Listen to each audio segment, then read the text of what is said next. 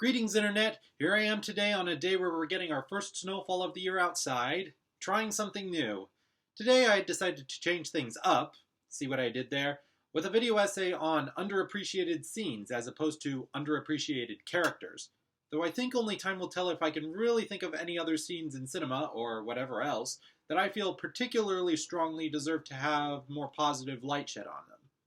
When I was growing up in the 2000s, during the time Pixar was on the rise to glory, I could just never get enough of each new Pixar release, and Up was no exception. In fact, I think you could say it came out at an appropriate time for me and my family, given it was around the same time as the passing of my grandfather on my mom's side, which happened almost half my lifetime ago, come to think about it. So I suppose you could say that this essay is my way of paying respects to his memory, as well as to the memory of the late Ed Asner, gone but never forgotten. This really felt like just such a humble film, and I loved it from start to finish. Even for being one of the earlier Pixar films to be made following their merge with Disney. And like the rest of Pixar's film catalog, it had a great adventurous big screen sense you got from a major Hollywood blockbuster, but still had that sense of artistic integrity that made it feel so personal. However, as I exposed myself to other people's perspectives on the film, one sentiment I've seen widely shared towards the movie is that the first 5 to 10 minutes are some of the greatest pieces of cinema history, which the rest of the movie just doesn't quite stack up to. And some people even seem to think that keeps the film from projecting into top tier ranks of Pixar alongside The Incredibles or the Toy Story films. And I gotta be honest here, the more popular I've seen this sentiment become, the more I found myself thinking, really? I mean, never mind the comparison to other Pixar movies, people are always going to have their own preferences and forming their own tier list and whatnot. And make no mistake, yes, I too love the introduction of Carl's relationship with Ellie, all the way through the montage of being married through their whole lives, through all the ups and downs of it. That montage is peak master storytelling. You won't hear me trying to argue against that. The way it embraces the show don't tell philosophy, the way it tells the entire story through the characters' expressions, all done over Michael Giacchino's beautiful piano score, no sound effects attached even, and the way it deals with grief and loss not only at the end where Carl has lost Ellie, but also during moments like the one of Ellie having a miscarriage. But even after that first montage, the movie deals with some pretty serious heavy things, like Carl being sent to court after accidentally injuring a construction worker and protecting his and Ellie's personal mailbox, to which he's finally forced to submit to going to a retirement home that he's been ignoring the ads for in his mailbox, before he sets his house afloat to South America, to even the subplot of how dire Russell's situation is regarding his absentee dad. And even then, watching the movie again, there are things I find myself thinking of that I hadn't before, like how when Carl purchased the plane tickets to South America as a bucket trip list for Ellie before she started weakening and ended up on her deathbed, I noticed that shot of Carl tucking the tickets in a picnic basket and starting thinking to myself, was he hiding them as a surprise for Ellie? And did that mean that she never learned of how faithful he was in keeping his promise to her, all the way from childhood? Which of course they had to delay time and again as they were saving up for Paradise Falls throughout their adult years, but had to keep breaking out money for emergencies before their plans were left forgotten. What I think is the most pivotal moment in the movie, however, is when he finally gets to Paradise Falls and finally looks all the way through Ellie's adventure book. For the longest time, I found myself perplexed as to why this scene never gets talked about, or at least not to the extent that the film's opening montage does. And whenever I brought it up this scene in discussion regarding the film, the reaction I've most commonly heard was, "Oh yeah, this scene, I forgot about it." Now, it's not my place to judge anyone else for what parts of a movie mean most to them.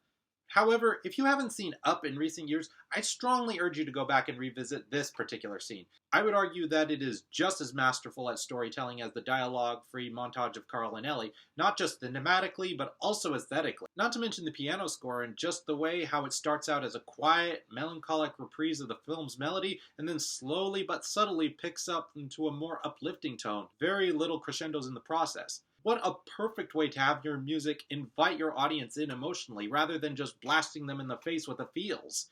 And overall, I think this scene really does carry just as much weight as the first 10 minutes as its major turning point for Carl's character in the movie. The first 10 minutes of the movie set up Carl's drive for the rest of the movie to fulfill the promise that he's made to his late wife, which starts from her showing him her adventure book in her childhood days, which she makes him swear not to reveal to anyone else, which he never does, by the way, right to where he finds that same book and recalls that promise he made to her, and he makes up his mind to keep his promise in whatever way he still can, and then the book reappears during the point where he's at his lowest. Torn between his promise to Ellie and his promise to Russell to help Kevin the bird, having to make some compromises along the way, until Charles Muntz abducts Kevin and sets Carl's house on fire, and in the process destroys the picture of Ellie just as Carl barely manages to put out the fire. At that point, Carl blows up at Russell and Doug, saying that none of this was his intention or his concern, and from there, he uses all his elderly strength to lug the battered house to the edge of the Paradise Falls.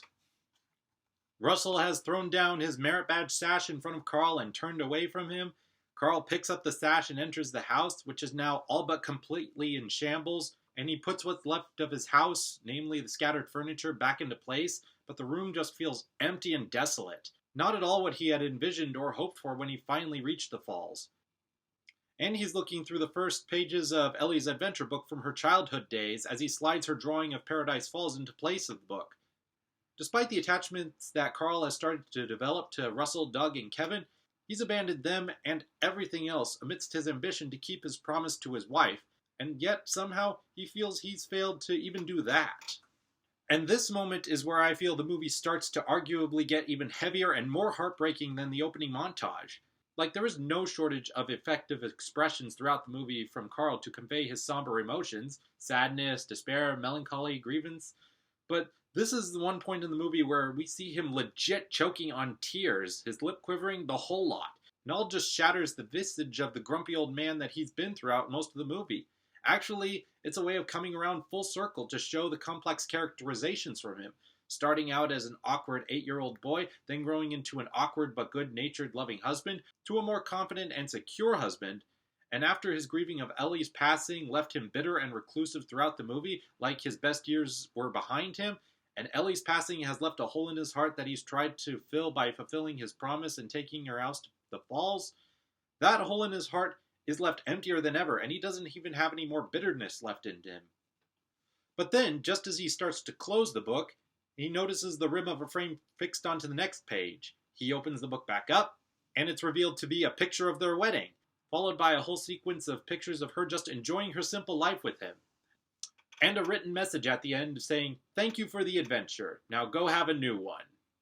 Now you may remember how Ellie handed her adventure book to Carl on her deathbed at the end of the opening montage. She expected him to look through it, but for several years he didn't, for whatever reason. Maybe he was just too devastated by her loss that he left it forgotten. Maybe it was a matter of miscommunication, and he always thought that to her it was just a symbol of lost dreams. But in any case, that moment in the movie is far more than just a recap of the montage at the beginning of the movie. Like I said before, it's where Carl has his major character turn.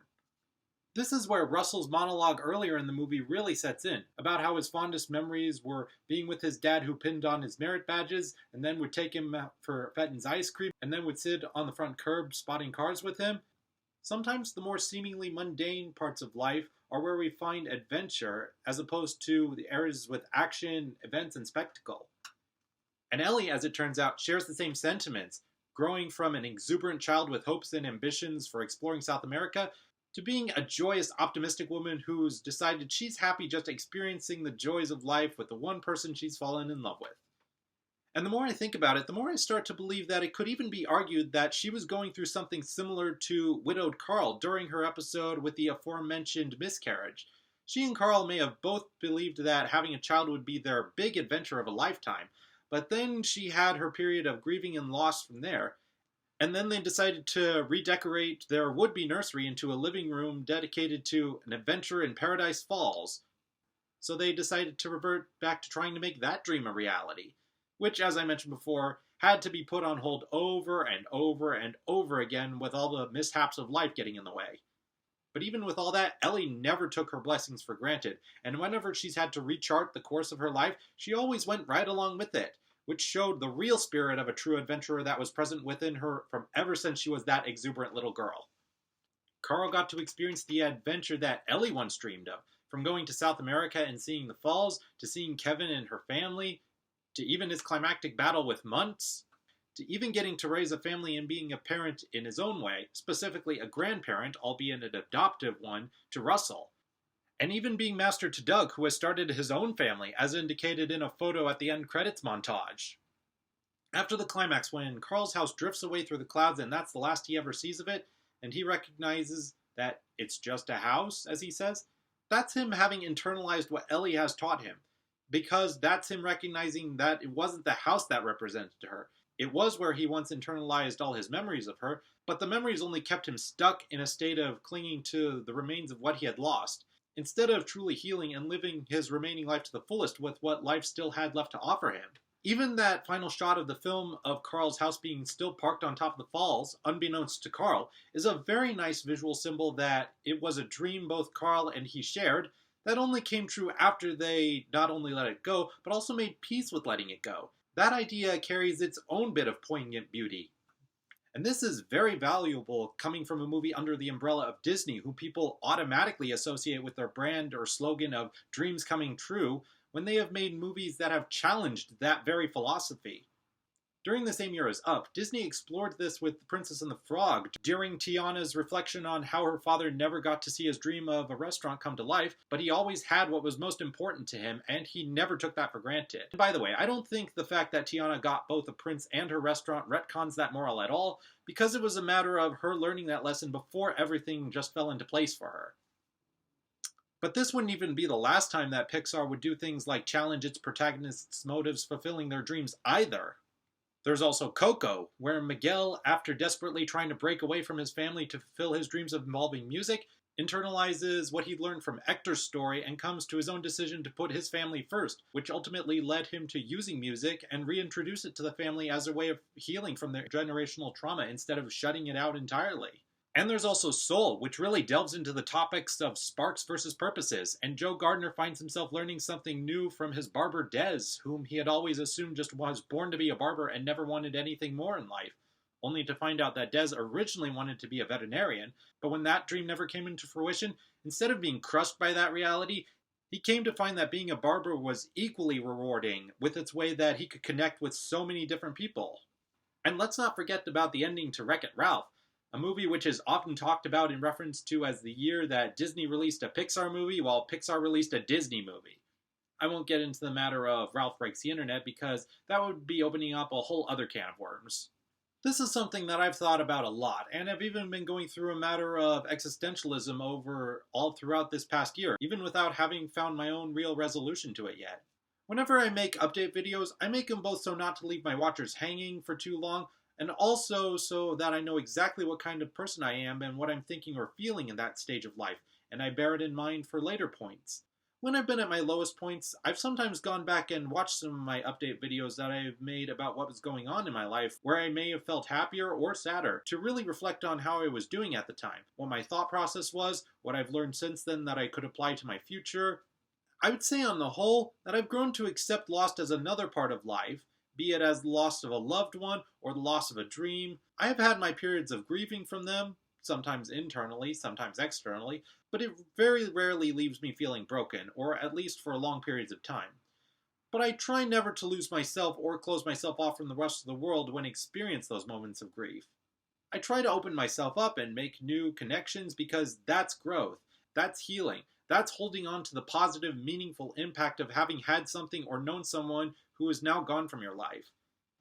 And that's ultimately what Up means to me, and why I think that scene that everyone else seems to have just forgotten existed, along with everything else about the movie after the opening montage, it's probably the hardest, the most close to home in the whole movie. But in any case, I'm open to hearing what you have to say. If you remember this scene, either only because you recently revisited Up, or if you've remembered it ever since you first saw it, or if there were any other parts of the movie that hit home for you just as strongly and you feel merit discussion, feel free to leave them down in the comments. And until next time, take care.